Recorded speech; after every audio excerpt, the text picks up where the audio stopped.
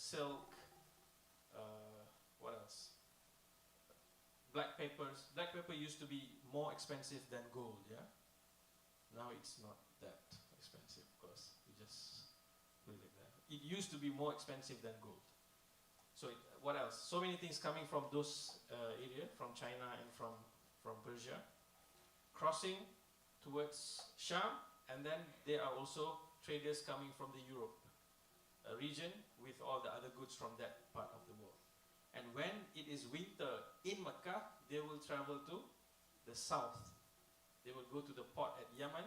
They will get goods from Indian continent and also Southeast Asia.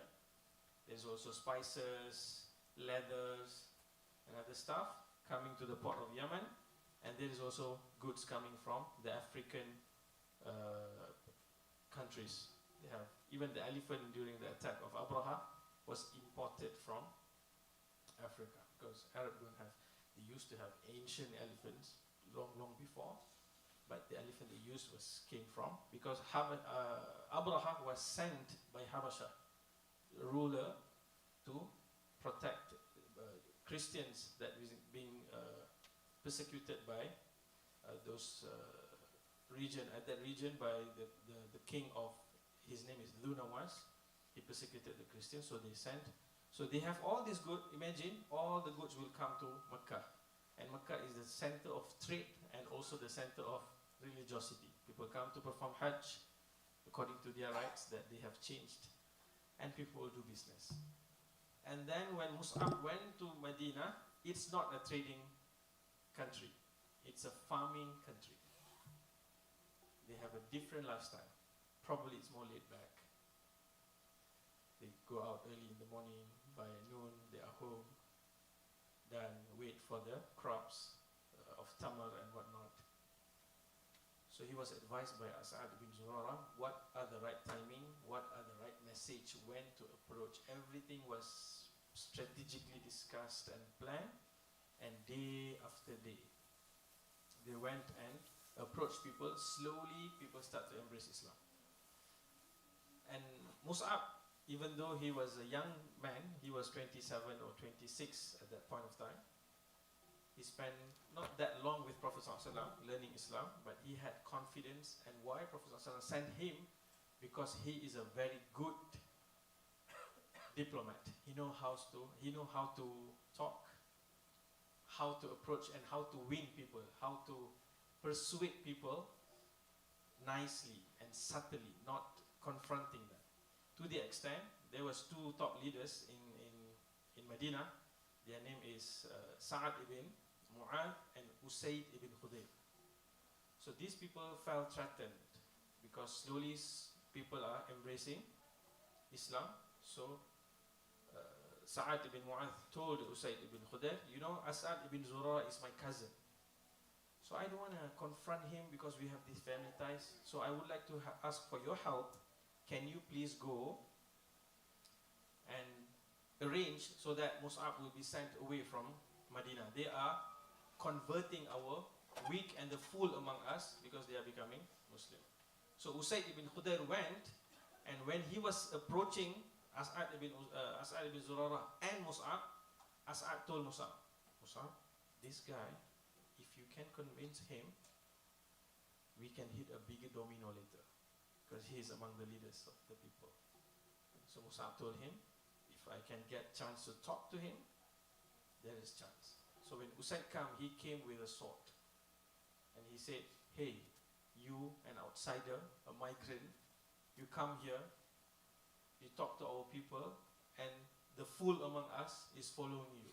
If you love your life, go out now, or you will die with this sword.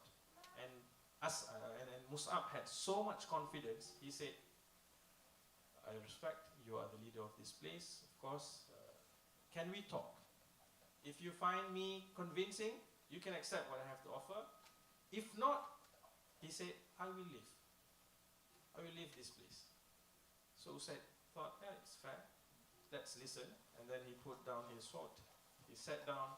He listened to what Mus'ab has to offer. And Mus'ab recited Quran. And he thought taught Usaid ibn Khudair about the principles of Islam and whatnot. And Usaid stopped him, say, how one become a Muslim. And then he said, go back, take shower, clean yourself, come. I will teach you the Shahada, and you make 2 rak'ah of prayer, and then you're Muslim. So Usaid came, hasty, took a quick shower, put up a new cloth, come, and then after became Muslim, he asked, he told Mus'ab, he said, I have a friend. I will bring him here. If you can convert him, consider Medina is done. He came to kill Mus'ab. Now he is offering, I want to help you now. Can you do that? He said, of course, let's do that. So Usaid went back to where his people are waiting for him with Sa'ad ibn Mu'adh, and all of them noticed that when Usaid came back, all of them said, he went with a different face. He is coming back with a different face. He looks different. And then Usaid thought, how in the world I'm going to bring Sa'ad ibn Mu'adh to go and talk to Mus'ab. So he orchestrated a scenario that did not happen. He just made up a story. He said to Sa'ad, he said, I saw someone who is preparing to attack your cousin, As'ad ibn Zurara. And Arab, one of the things that they really, really honor is the family ties. If any of their family members are under threat, they will show up immediately. So Sa'ad, now he knows how to press the right button, right? So he pressed the right button. Sa'ad ibn Mu'az was infuriated and he ran to go there, and then he found there is no any threat. Immediately he knew Usaid made some stories to bring me here. And then he repeated the same dialogue. He told Mus'ab, you came to our place, you talked to our people, and you are messing up with us. You better leave now or I kill you. And while he was approaching, As'ad ibn Zurara told Mus'ab, Mus'ab, this is the one. If you bring him down, basically if you win him over, our project startup will scale like tremendously here. So okay, get me a chance to talk to him. So he came, look at the confidence. The young man with the confidence coming to a new place, talking to strangers, new people. So he told Sa'ad, I respect you, you are the leader, can I talk? You can listen to what I have to offer. If you like it, you can take it. If you don't, I will leave. Simple gentleman deal. So Sa'ad said, okay, let's listen to you. He sat down and Mus'ab again repeated the verses of the Quran, and he taught him about the principle of Islam. And Sa'ad bin Mu'az did exactly like Usaid did. He stopped him and asked, so how does this work? How one become a member of this religion? He said, go back, take your shower, change your clothes, come back, recite Shahada, and you're Muslim. Sa'ad bin Mu'az went back, came back, became a Muslim, and then he said, I will go and talk to my people. And when he was going back to his people, people were waiting anxiously. Just now they sent Usaid. Usaid came back with whatever made up stories. And now Sa'ad went, and Sa'ad's coming back. They all said, he went back with a different face. He's coming back with a different face. And then Sa'ad came to them and told them, who am I amongst you? And they said, you are the noblest amongst us. You are the most wise. Whatever opinion you give, we will support you. And then he announced, from this point onwards, no one is talking to me. No one is going to do any trade with me, except after all of you recite the Shahada and become Muslim. And everybody was like, what just happened? And then Sa'ad bin Mu'az brought all of them to Mus'ab bin Umair. That evening, every single one of them became Muslim. And Mus'ab bin Umair prepared the entire Medina to celebrate the coming of the Prophet sallallahu alaihi wasallam. So the next year, so remember, the first year was 6 guys. The second year was 12 guys. The third year, 72 people came. And that is not all among the Muslims. They are representative of the Muslims that are coming now. And they take the second Aqabah pledge, which is no more like a woman pledge just now, just about morality and faith, but this including giving political support, which will involve fighting to protect the Prophet ﷺ. All of them took that pledge, and all of them pleaded to Prophet ﷺ, come to Medina. We will give you a place. You can run a community and later become a country, and then it is what it is now. So imagine when Prophet ﷺ was coming to Medina, every single home was excited to celebrate and to see who is this man named Muhammad, because they didn't have TikToks and whatnot. They never saw his face. They only have this imagination given by Mus'ab. They saw Mus'ab as someone telling all of these stories about a man and converting every single one of them. And Mus'ab ibn Umair is the first person to lead Friday prayer in Islam. So Prophet told Mus'ab, you guys have enough numbers now. You guys do Jummah prayer. We will have a Jummah prayer in a while. So that was started during that time by Mus'ab ibn Umair. And when Prophet came in, it took several days before Prophet entered the actual city of Medina. He stayed in Quba, and every morning people go out, standing on their roof, trying to locate if he is coming. Just imagine the excitement. The Jews will climb up the palm trees, do some searching from a very high place, and people were anxiously waiting. And when he came in, sallallahu alaihi wasallam, everybody wanted to see him, wanted to shake hand with him, one Prophet ﷺ to stay at their homes and their houses and whatnot. And all of that is the work done by Mus'ab ibn Umair. So see, this is one leader that Prophet ﷺ showed to us, and eventually later he will fight in Badr, and he will become the flag bearer in Badr, and then in Uhud as well. But in Uhud, things went south when there was an order from Prophet ﷺ not to leave the Archer Mount, and then people came down, misunderstanding that the war has ended. Khalid al-Walid made a counter-attack.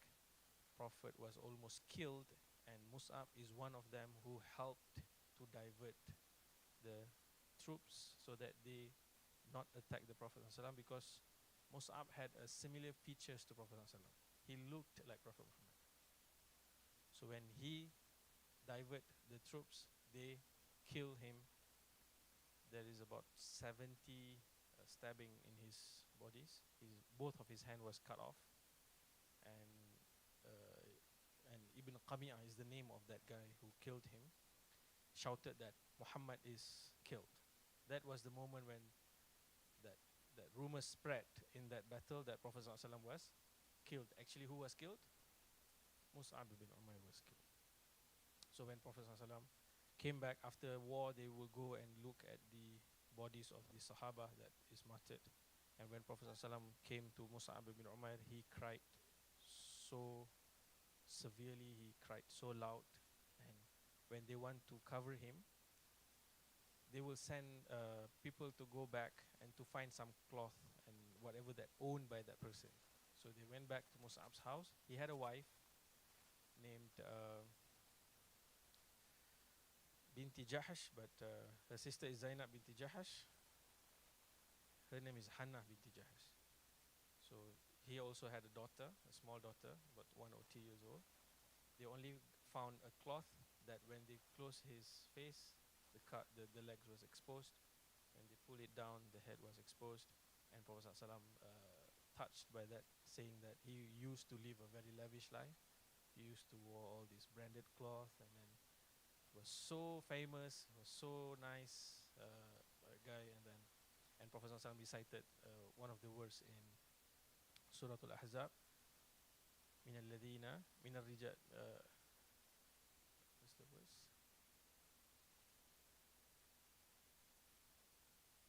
Min al-mu'mina rijalun sadaqu ma ahadallah alayh. Among the believers, there are men who stood on their promise and delivered their promise. Some of them have delivered, and the rest are waiting to be tested. So that's a little story from the life of Mus'ab ibn Umair, which was random, because I thought I'm having a session with teenagers just now. So you guys look like teenagers, but of course I don't think you guys are teenagers. So maybe we can open for question and answer, and then we can discuss things related or not related to the topic. Yeah, thank you. Any questions?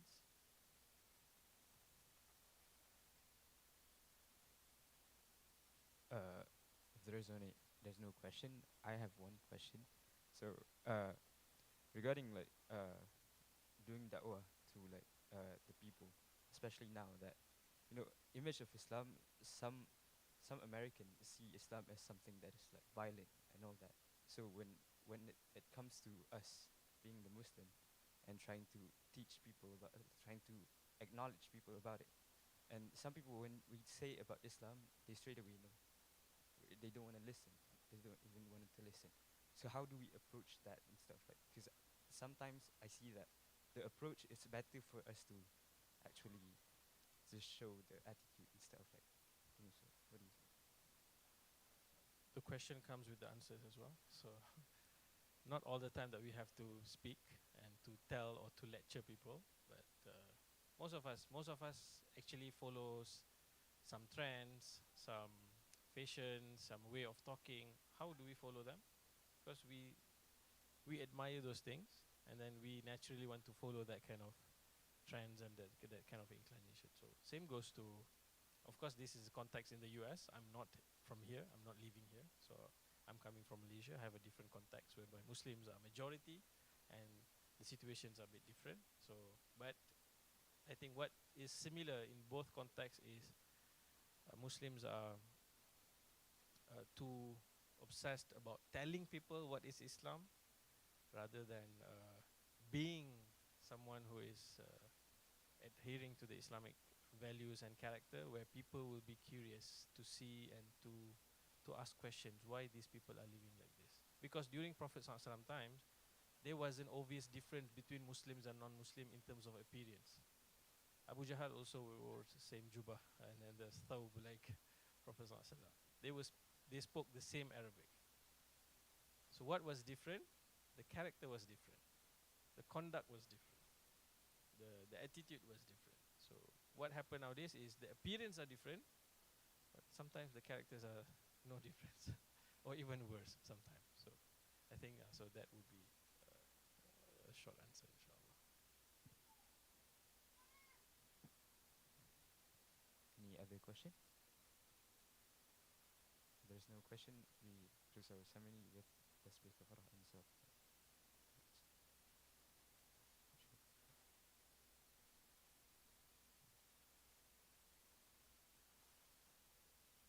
So that's all. Thank you, Ustaz.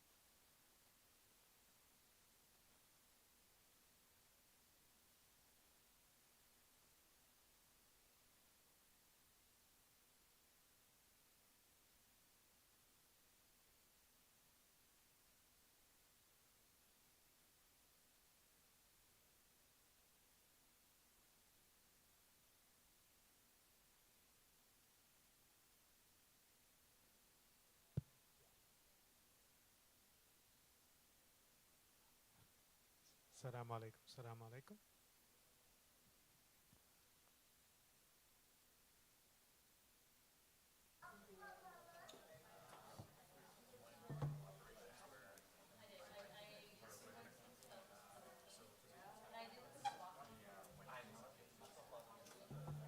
Actually, I was reading your bio and I was like, that's so cool because I actually just graduated and I'm working at a startup now. So because like my goal is like to be a founder. So I was like, oh my gosh.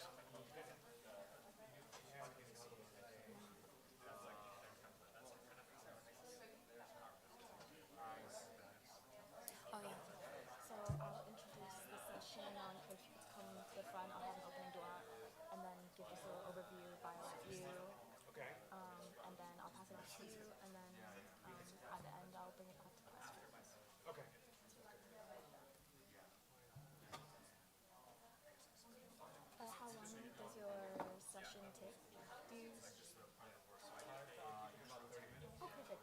of time for Q&A. It'll be interactive. There's some polls. Love that. Okay. Just gonna get everybody.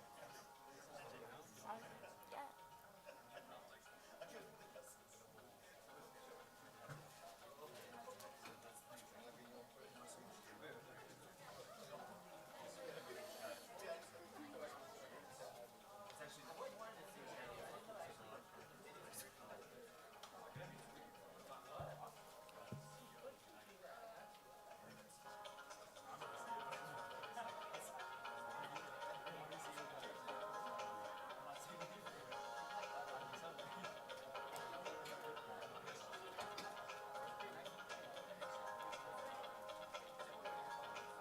Are you gonna keep the mic there the whole time?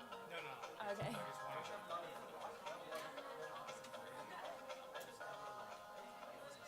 Is that my question? Yeah.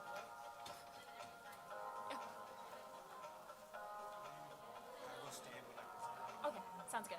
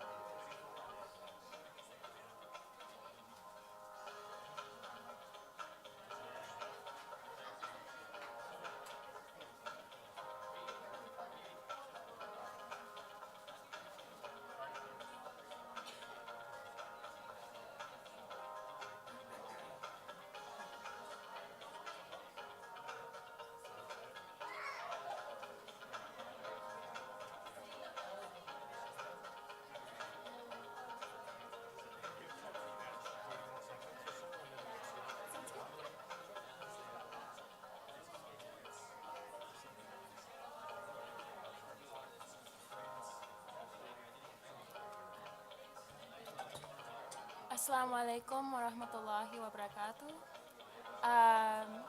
Before we begin, I'd like to encourage people to move closer to the front. I'll give you a couple seconds to do that. Let's fill up the front rows.